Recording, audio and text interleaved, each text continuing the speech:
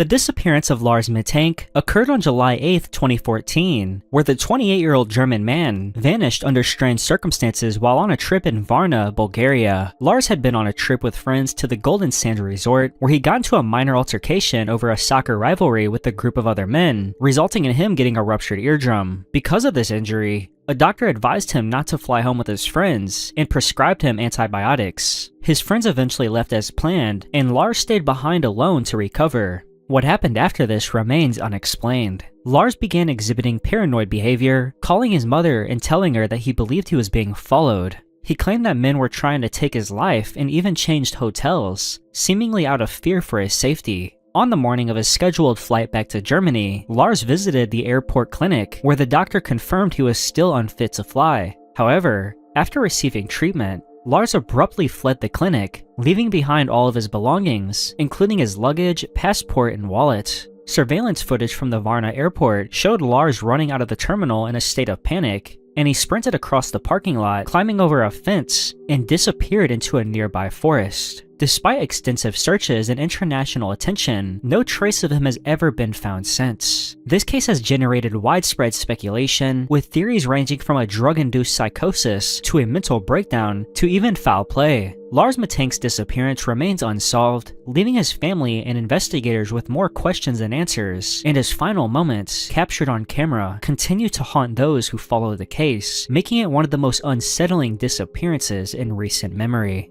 The disappearance of Maura Murray occurred on February 9, 2004, where the 21-year-old nursing student from the University of Massachusetts mysteriously vanished after crashing her car on a rural road in Haverhill, New Hampshire. Earlier that day, she had emailed her professors claiming there was a death in the family, which was later discovered to be false. She then withdrew money from her bank account, purchased alcohol, and drove north for reasons that were unknown. At around 7:30 p.m., Maura's car was found abandoned on Route 112, and a local resident who spotted the crash briefly spoke with her and offered to call for help, but she ultimately declined. However, he called 911 anyway, and by the time the police arrived minutes later, Maura was mysteriously no longer there. Her belongings, including her credit cards and cell phone, were left behind, but there was absolutely no sign of a struggle. Despite extensive searches and investigations, no confirmed sightings of Maura ever surfaced. The case became even more confusing, as investigators uncovered unusual details about Maura's life leading up to her disappearance. She had recently crashed her father's car, emptied most of her bank account, and exhibited signs of distress. Some theories suggest she intentionally disappeared to start a new life, while others believe there was foul play involved. Reports of a suspicious man in the area and a strange phone call received by her family further fueled speculation. Over 2 decades later, Maura Murray's fate remains unknown, and despite renewed interest and efforts from family, law enforcement, and people online, no definitive evidence has ever been found. The disappearance of Zeb Quinn occurred on the night of January 2, 2000 in North Carolina. The 18-year-old from Asheville left work at a local Walmart and planned to meet his friend, Robert Jason Owens, to check out a car he wanted to buy. Surveillance footage confirmed that they had met at a gas station around 9 p.m., but after that, the story took a very bizarre turn. According to Owens, Quinn received a frantic page and abruptly left, rear-ending Owens' truck in the process before driving away. After that, he was never seen or heard from again. 2 days later, Quinn's car was found abandoned in a parking lot with his headlights on, and inside, police discovered bizarre clues, including a live puppy, empty drink bottles, and a hotel keycard. Strangely, a pair of lips and an exclamation mark had been drawn on the rear windshield with lipstick. There was no sign of Quinn,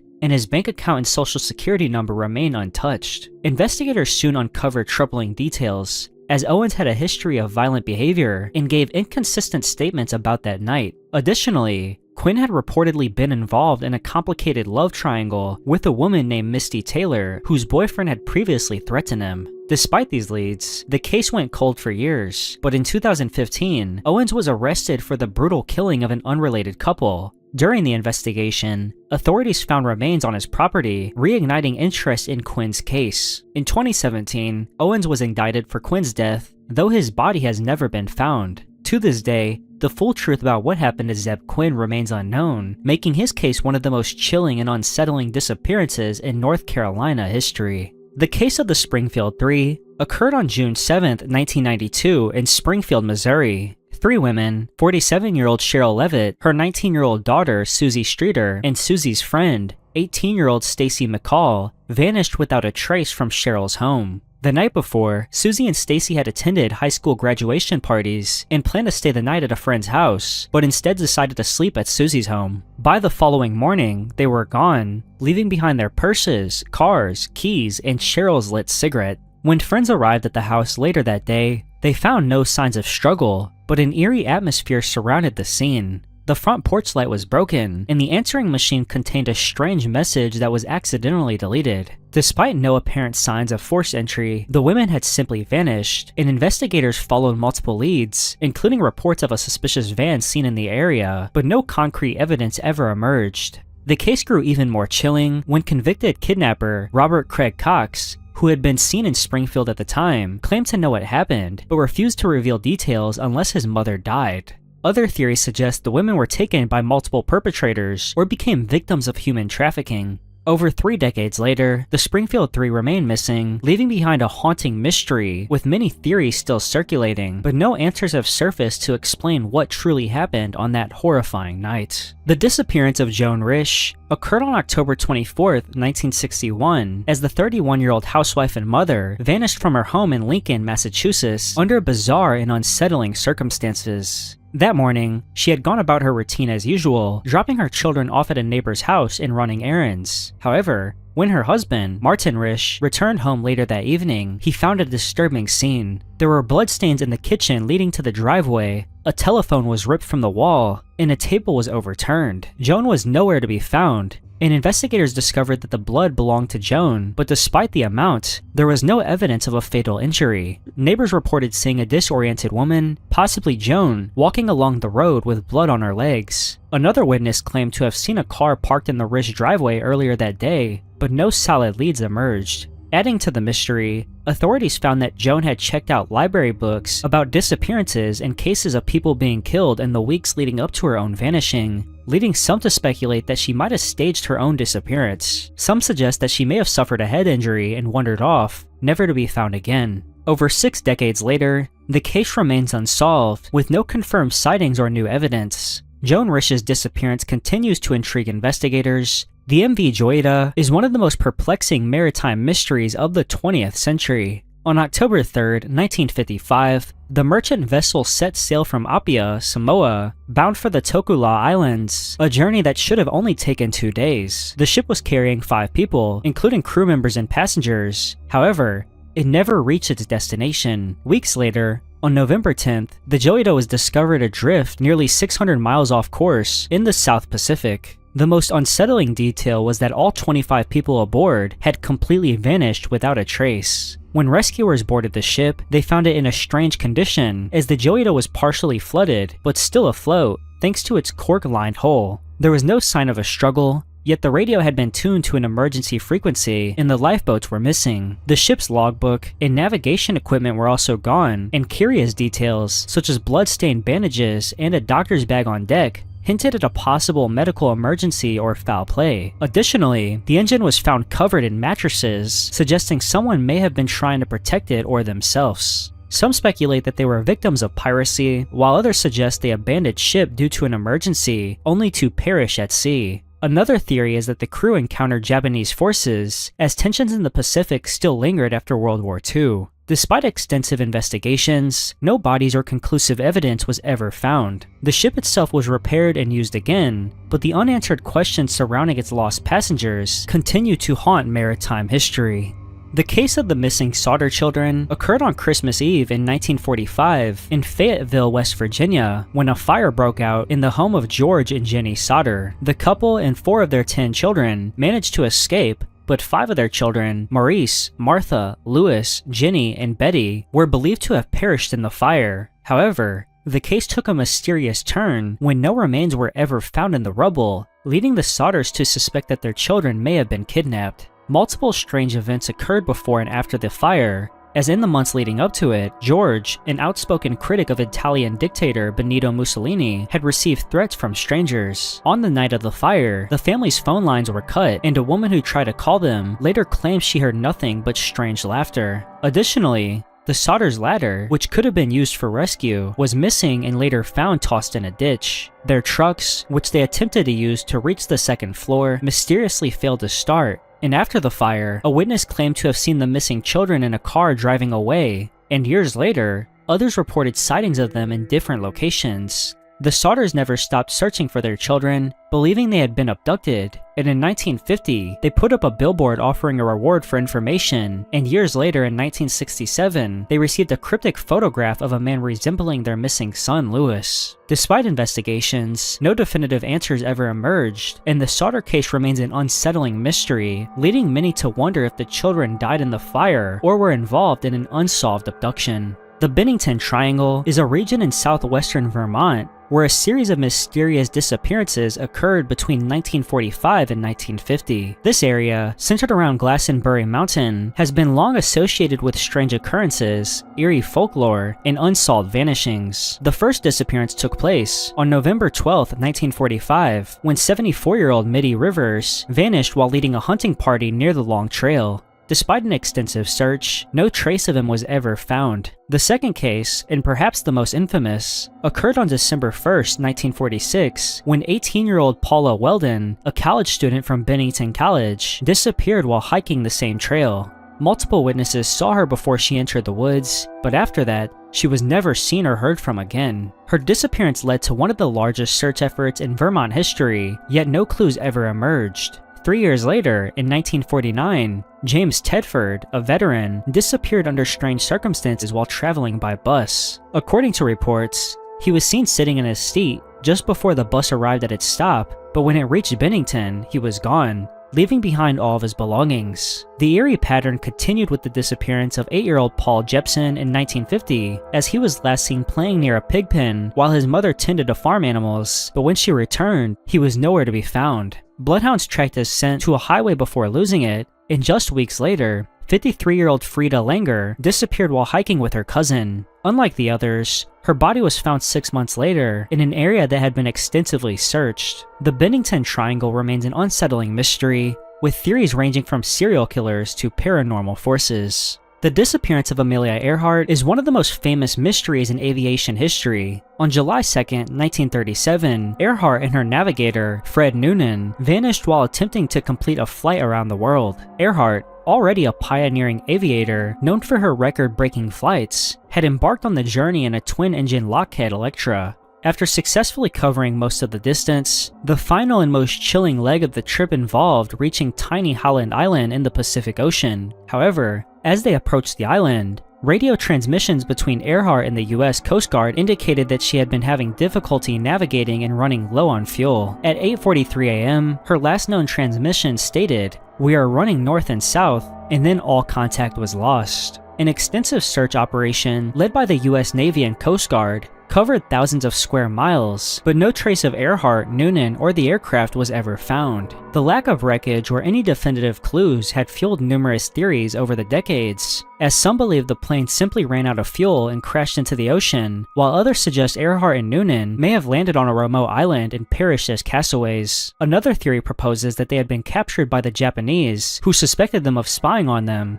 But despite numerous investigations and modern technological efforts to locate the wreckage, no conclusive evidence has ever been found. The mystery remains unsettling because Earhart was an experienced pilot, and her disappearance happened in broad daylight with radio communication. Her fate continues to captivate historians, aviation experts, and conspiracy theorists alike, with this unsolved case now being one of the greatest of the 20th century. The disappearance of Dorothy Arnold occurred on December 12, 1910, as Dorothy, a 25-year-old socialite and aspiring writer from a wealthy New York family, left her home on the Upper East Side to go shopping in Manhattan. She was last seen purchasing chocolates and a book on Fifth Avenue, where she casually greeted a friend before continuing her walk. She never returned home, and no one ever saw her again. Her family, specifically her father, Francis Arnold, was influential and well-connected. However, instead of immediately contacting the police, the family conducted a private investigation, fearing public scandal.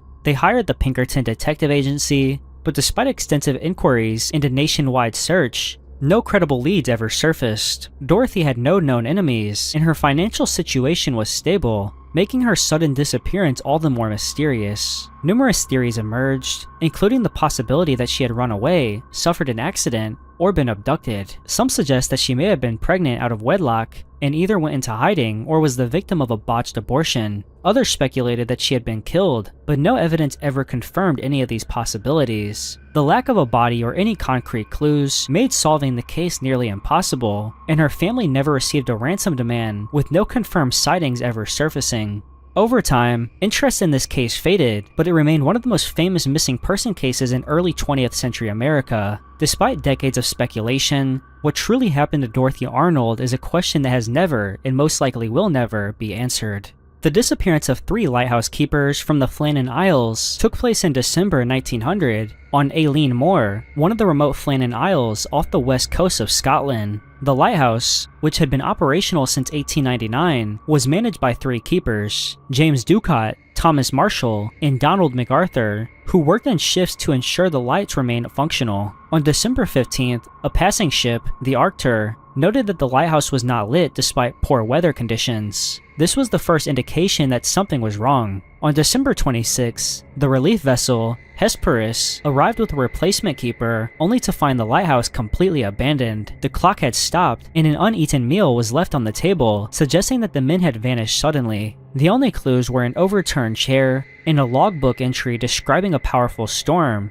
though no records of such a storm existed in the area. The last log entry read, "Storm ended, sea calm, God is over all." An investigation revealed that 2 of the men's oilskins were missing, suggesting that they had gone outside voluntarily, while the 3rd man was left behind, hinting at an emergency departure. Theories ranged from a rogue wave sweeping them away to supernatural forces, or even psychological breakdowns leading to violence. However, no definitive explanation has ever been proven, and this story has inspired folklore, poetry, and speculation for over a century, cementing it as one of the most chilling unsolved disappearances in maritime history. The disappearance of Louis Le Prince is one of the most perplexing cases in the history of early cinema. Le Prince, a French inventor, is credited with creating one of the first motion picture cameras and successfully filming moving images years before Thomas Edison and the Lumiere brothers ever did. In September 1890, Le Prince was preparing to travel from Dijon, France, to Paris before heading to the United States, where he planned to publicly showcase his invention. However, after boarding a train in Dijon, he was never heard or seen from again. Le Prince had just visited his brother, and eyewitnesses confirmed that he had boarded the train. However, when the train arrived in Paris, he was nowhere to be found, and no one had reported seeing him leaving the train at any stop. His luggage and belongings were never recorded, and there was no sign of foul play inside the train. The lack of evidence made the case specifically unsettling, as it seemed impossible for a man to simply vanish without a trace. Many theories have emerged over the years, including the possibility of him ending his own life, an assassination, or even industrial sabotage. Some believe that Thomas Edison, who later claimed credit for inventing the motion picture camera, may have also been involved, as Le Prince's disappearance conveniently removed a major competitor. Others suggest that Le Prince's family may have played a role, or that he chose to disappear to escape financial troubles. However, no concrete evidence has ever surfaced to confirm any of these theories, and Le Prince was officially declared dead in 1897, with his pioneering work in motion pictures largely overshadowed by Edison, leaving speculation that his vanishing was more than just a coincidence. To this day, his fate remains one of cinema's greatest unsolved mysteries. The mystery of the Mary Celeste is one of the most famous maritime disappearances in history. On December 5, 1872, the ship was discovered drifting in the Atlantic Ocean about 400 miles east of the Azores by the crew of the British vessel De Gratia. The Mary Celeste had set sail from New York on November 7th, and it was heading to Genoa, Italy, carrying a cargo of industrial alcohol. The ship's captain, Benjamin Briggs, was an experienced sailor and was traveling with his wife, Sarah, their 2-year-old daughter, Sophia, and a crew of 7 people. When the De Gratia's crew boarded the Mary Celeste, they found the ship completely abandoned. There were no signs of struggle, and the cargo was intact, but the lifeboat was missing, suggesting that the crew may have evacuated voluntarily. However, there were no distress signals, and the ship was still seaworthy, making the abandonment highly unusual. Personal belongings, navigational equipment, and food supplies remained undisturbed, adding to the mystery. Some suggest that a sudden storm or maybe an explosion from the alcohol fumes might have caused panic, leading the crew to abandon ship. Others speculate about piracy, mutiny, or even supernatural forces. However, no definitive evidence has ever been found to explain why an experienced captain and his crew would leave a functioning ship in the middle of the ocean. The Mary Celeste was eventually taken to Gibraltar for investigation, but no conclusive answers emerged. The ship itself continued sailing under different owners until it was deliberately wrecked in 1885 for insurance fraud. The disappearance of its crew remains one of the most unsettling maritime mysteries in history. The disappearance of Owen Parfitt took place in the late 18th century in the small town of Shepton Mallet, England. Owen Parfitt was an elderly man who was reportedly paralyzed, or at least severely disabled, unable to move without assistance. He lived with his sister, Susanna, and spent much of his time sitting outside their cottage, where neighbors and people passing by would often see him. On a summer evening, sometime around 1763, Owens was sitting outside the house with his coat wrapped around him. His sister and a neighbor helped him to the chair, and he was left there while Susanna attended to chores inside. Later, when she returned, Owen was gone, yet his coat was still wrapped around the chair, but there was no sign of him anywhere. Given his physical condition, he could not have walked away on his own, and no one reported seeing anyone take him. Given his physical condition, he could not have walked away on his own. With that being said, no one reported seeing anyone take him, and there were no signs of a struggle or any evidence of what might have happened. Some theories suggest that Owen was taken by someone he knew, possibly as part of an old grudge or debt, and there were other theories speculating that he was abducted by supernatural forces or even the devil himself. Despite searches and ongoing speculation, no trace of Owen Parfitt was ever found, and somehow, someone was able to remove him from a safe place without anyone noticing. The Roanoke colony disappearance is one of the oldest mysteries in American history. In 1587, a group of approximately 115 English settlers arrived on Roanoke Island, off the coast of present-day North Carolina. Led by Governor John White and sponsored by Sir Walter Raleigh,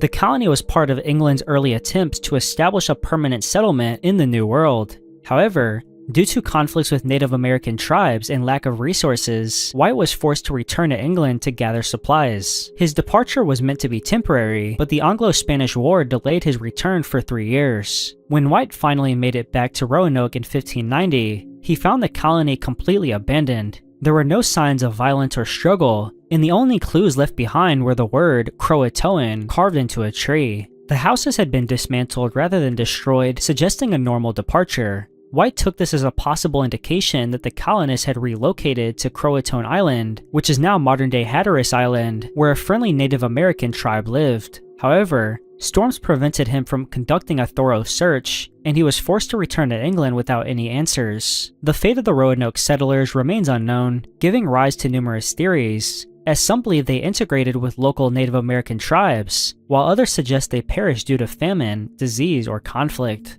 More sinister, yet unlikely, theories involve Spanish attacks or supernatural explanations. The lack of definitive evidence makes the case particularly eerie, as an entire colony vanished without a trace. Thank you very much for watching this video, and if you learned something, make sure to leave a like, comment down below your thoughts on any of the mysteries I discussed in this video, and subscribe if you would like to see a part 2 or more videos like this one. Thank you again, and goodbye.